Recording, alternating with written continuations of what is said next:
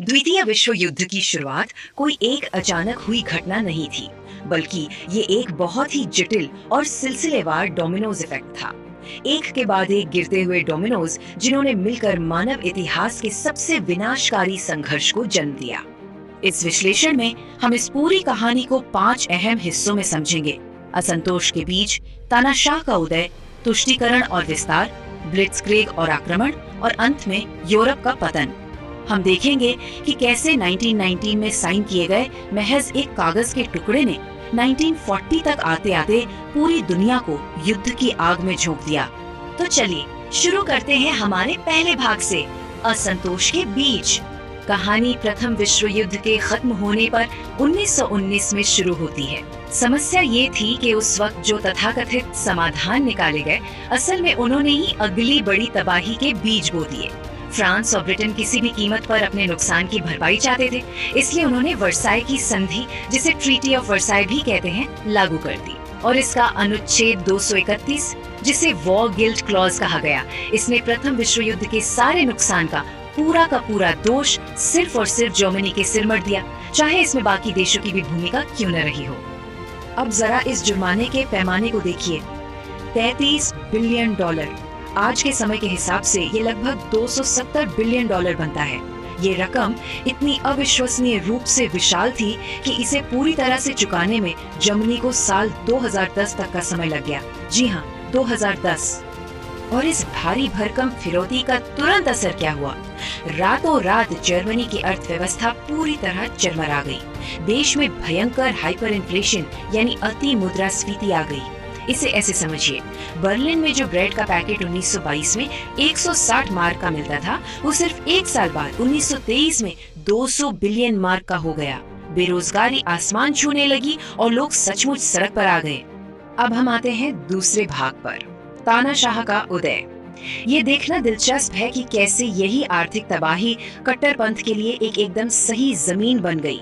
1933 तक आते आते ग्रेट डिप्रेशन यानी महामंदी ने हालात को बद से बदतर कर दिया था। 60 लाख, ये कोई छोटा नंबर नहीं है। 60 लाख लोग बेरोजगार थे, बच्चे भूखों मर रहे थे। देश की जनता पूरी तरह से हताश थी और किसी भी कीमत पर एक मसीहा या समाधान की तलाश में थी। और इसी घोर निराशा का फायदा उठाया एडोल्फ हिटलर ने। उसने सत्ता पर कब्जा किया और खुद को तानाशाह घोषित कर दिया। उसने एक शुद्ध जर्मन राइच और लेबेंसराउम यानी रहने के लिए नई जगह हासिल करने का वादा किया। इसके लिए उसने बहुत ही आक्रामक प्रोपेगेंडा का इस्तेमाल किया।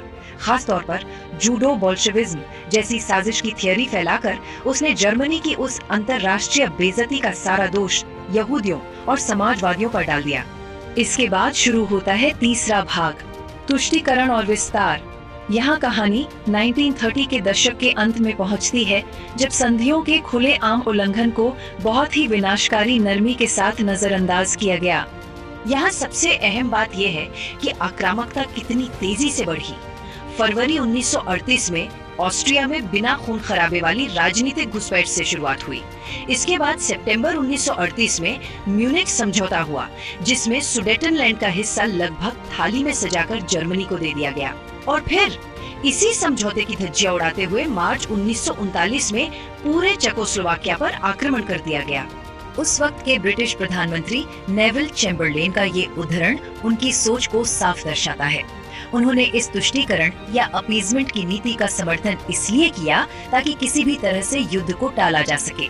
उन्हें लगा कि अगर वो शुरुआती मांगे मान लेंगे तो यूरोप में हमेशा के लिए शांति छा जाएगी। खैर, हम सब जानते हैं कि ये सोच कितनी गलत साबित हुई। अब आता है हमारा चौथा भाग, ब्लिट्जक्रिग और आक्रमण।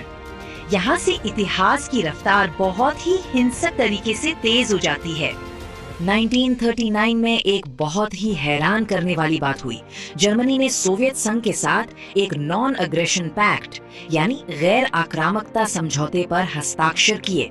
सोचिए, दोनों की विचारधाराएं एक दूसरे के बिल्कुल उलट थीं, लेकिन यह एक कूटनीतिक चाल थी। जिसका इकलौता मकसद था पोलैंड पर एक साथ आक्रमण करना और उसे आपस में बांट लेना।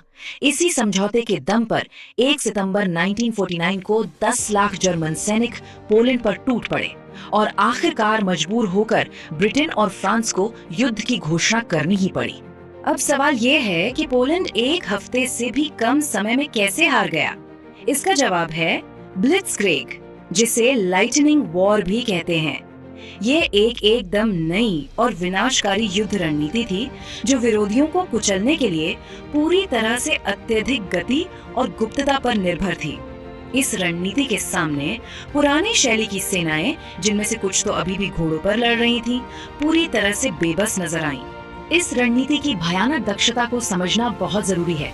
इसके 3 मुख्य हिस्से थे: जमीन पर बेहद तेज रफ्तार वाले टैंक, आसमान से लुफ्टवाफे के घातक हवाई हमले और परमिटन यानी क्रिस्टल मेथ। जी हाँ, सैनिकों को यह ड्रग दिया जाता था ताकि उनकी नींद गायब हो जाए। इसके असर में वो बिना थके बिना सोए दिन रात लड़ते रहते थे और युद्ध कुछ ही दिनों में खत्म हो जाते थे। इस शुरुआती दौर को फोनी वॉर या नकली युद्ध भी कहा गया, क्योंकि मित्र देशों ने कोई ठोस सैन्य मदद नहीं दी। इसी बीच सोवियत संघ ने फिनलैंड पर हमला कर दिया, जिससे मॉस्को शांति संधि हुई और उधर जर्मनी ने नॉर्वे और डेनमार्क पर बहुत ही तेजी से कब्जा जमा लिया। इन लगातार विफलताओं के कारण ब्रिटिश प्रधानमंत्री चैम्बरलेन को अपना इस्तीफा सौंपना पड़ा। और अब हम पहुंचते हैं अपने 5वें और आखिरी भाग पर, यूरोप का पतन। 1940 के वसंत में चैम्बरलेन के इस्तीफे के बाद विंस्टन चर्चिल सत्ता में आए और यहीं पर डोमिनोज इफेक्ट का सबसे बड़ा धमाका हुआ। फ्रांस को पूरा यकीन था कि आर्डेनेस का घना जंगल एक ऐसा अभेद्य किला है जिसे पार करना नामुमकिन है, लेकिन जर्मनी ने एक बेहद चालाक 3 तरफा योजना बनाई। ग्रुप बी और सी ने नीदरलैंड्स, बेल्जियम और मैजनॉट लाइन पर हमला करके फ्रांस का ध्यान भटकाया, जबकि ग्रुप ए उसी आर्डेनेस के जंगल से चुपके से निकल आया। इस चकमे ने 40,000 सैन्य वाहनों को मित्र देशों की सेनाओं को ठीक पीछे से घेरने का मौका दे दिया। डनकर्क के समुद्री तटों पर पूरी तरह से घिर जाने के बाद ऑपरेशन डायनामो शुरू किया गया। ये इतिहास का सबसे बड़ा सैन्य रेस्क्यू मिशन था। रॉयल एयरफोर्स से लेकर आम नागरिकों की छोटी-छोटी मछली पकड़ने वाली नावों तक जो मिला उसका इस्तेमाल किया गया और किसी तरह 3.5 लाख फंसे हुए सैनिकों की जान बचाई गई। लेकिन इस सफल रेस्क्यू के बावजूद जुलाई 1940 तक के नतीजे बहुत ही विनाशकारी थे। सारा का सारा सैन्य साजो सामान पीछे छूट गया था। फ्रांस ने नाजियों के सामने घुटने टेक दिए थे। इटली के मुसोलिनी ने जर्मनी के साथ पैक्ट ऑफ स्टील गठबंधन कर लिया था और अमेरिका अभी भी इस युद्ध से बाहर था। इसका सीधा सा मतलब था ब्रिटेन अब बिल्कुल अकेला पड़ चुका था। तो यहाँ हम एक बहुत बड़े ऐतिहासिक मोड़ पर खड़े हैं। यूरोप का पतन हो चुका था, ब्रिटेन बिल्कुल अलग थलग पड़ गया था और हिटलर का पलड़ा हर तरफ से भारी था। ऐसे में ये सोचना लाजमी है कि अचानक हालात ने यू टर्न कैसे ले लिया, बाजी कैसे पलट गई। ये एक ऐसा दिलचस्प सवाल है जो आगे की कहानी जानने के लिए हमें मजबूर कर देता है।